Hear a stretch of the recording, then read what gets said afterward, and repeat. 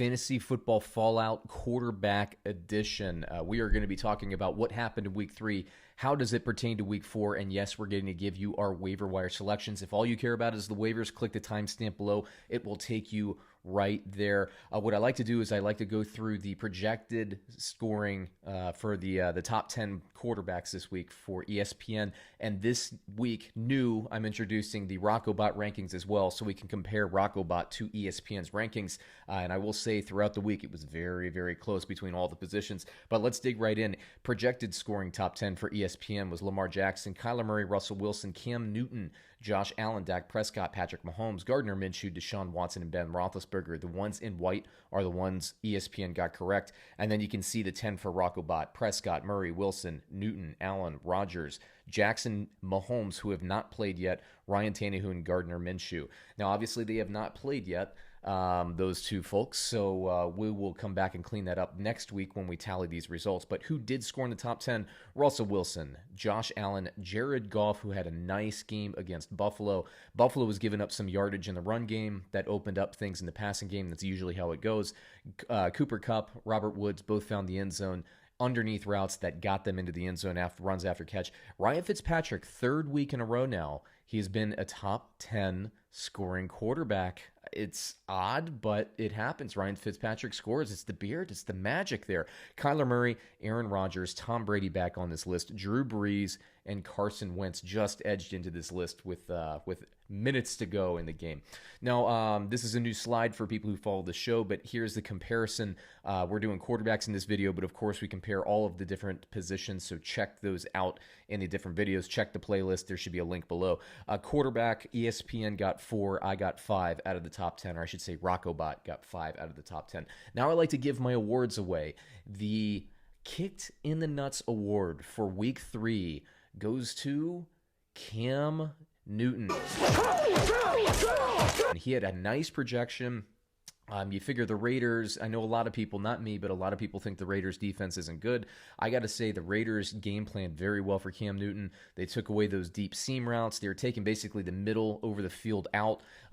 Didn't look like Cam really tested the waters on the outside, but that's not really the New England Patriots' strength at this point. And I would say that to the credit of New England's coaches, and we all know that they're a well-coached team, they switched to a power running game right around the end of the second quarter and carried that through the rest of the game. Rex Burkhead went crazy. So Cam Newton, I know a lot of people, they were riding high with him. He was getting all those touchdowns, but his passing yardage, outside, I guess, last week against the Seattle Seahawks, he had a huge game. But the first week, he didn't have a ton of passing yardage. The touchdowns on the ground weren't there for him today. And, he saw his score, his fantasy football score, suffer as a result. Now, the award for the I'm watching you, Nick Foles. Mitch Trubisky was so bad he got pulled. As of the time of this recording, Nagy has not named a starter for Week 4. You got to think it's going to be Nick Foles. I've been banging the drum for Nick Foles ever since he was signed. I was shocked when the Bears went with Trubisky to start the season. Very similar to what happened last year with Tennessee.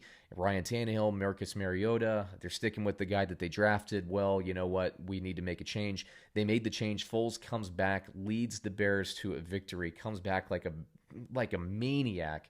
But that's Nick Foles, man. You're going to get some ups, you're going to get some downs, but mostly ups. I got to say, this offense is a lot different. It's going to be a recurring theme in the fantasy football fallout. The Chicago Bears with Nick Foles at quarterback. I liked him before. I like him a lot better with Nick Foles at quarterback. 3-0. Congratulations to the Bears and Bears fans. And now the moment most of you have been waiting for, the fantasy football waiver wire pickups for quarterback. Number one on my list is still Ryan Tannehill. Owned him 46.6% of the leagues. He can get you yardage on the run. He plays efficient. Brought the Tennessee Titans back. Now Derrick Henry finally had his day. He got all the touchdowns. Before that, Tannehill was getting some of the touchdowns. But what you need to know is Tennessee scores points. They have a very talented play caller in Arthur Smith. I'm a big believer in them. Tannehill didn't have the greatest game. I don't care. I still want him on my team. Jared Goff, he's playing closer to the Jared Goff we saw in his Super Bowl year, the 2018 year, with Darrell Henderson and the whole, basically Rams running game playing a lot better, I should say. Jared Goff has more openings in this defense in opposing defenses to throw through. I like Jared Goff quite a bit. Nick Foles only owned in 0.9% of leagues at this point. I have to say, why own him at all? For a lot of people. I guess if you're in a deep super flex league, it was only a matter of time before Trubisky would get benched. That's what we saw. But Foles, at this point, as of the time of this recording, Nagy's being coy. He's not naming Foles the starter yet. I have to assume that at some point Foles will be named the starter. It's something I've been banging the drum on since he signed, or that since the Bears traded for him in March. He knows the system. He's got a history in this offensive system with Nagy back in the Kansas City days. It really reminds me a lot of what happened last year with Tennessee and Ryan Tannehill versus Marcus Mariota. Tennessee opens the season with Mariota, the guy they drafted. I don't care about any of that. Foles is more efficient as a passer. And this offense, if he inherits this offense, he's got a nice play caller who's aggressive, who trusts him. He's got Allen Robinson to throw the ball to. Jimmy Graham, who had a nice game. Anthony Miller, who has not yet been tapped. His potential has not yet been tapped. Terry Cohen looks like he's injured. Again, rumors at this point, looks like he's going to be out for the season. We'll see how that shakes out. I would assume the Bears would sign another running back, a pass-catching specialist type running back there. But bottom line, Nick Foles is a real deal quarterback. You should be looking at him if you need one, especially if you're in a super flex.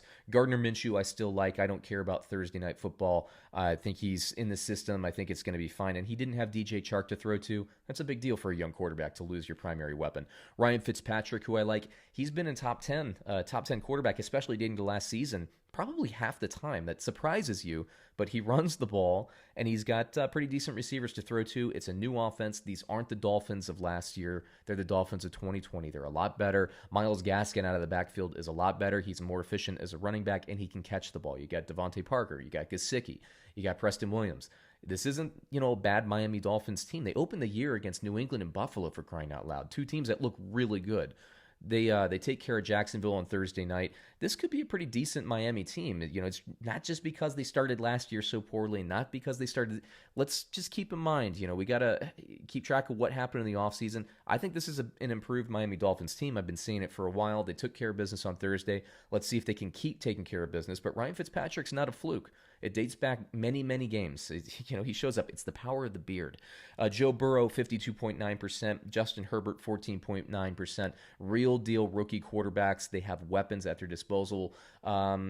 Keep an eye out for Herbert, though. I think when Tyrod Taylor comes back, he is healthy. He might get the starting job. So Herbert might go back to the bench for a couple of weeks and then get the starting job back. So monitor. So that's why I have him down at the bottom of this list. But there's still a lot of quarterbacks that you can start. You can stream play a lot of these guys based on matchup. So check it out. Thanks for watching. Check out the other videos as well for running backs, wide receivers, tight ends, and defense and special team. Like, comment, subscribe, and we'll catch you next week. Thanks, everyone.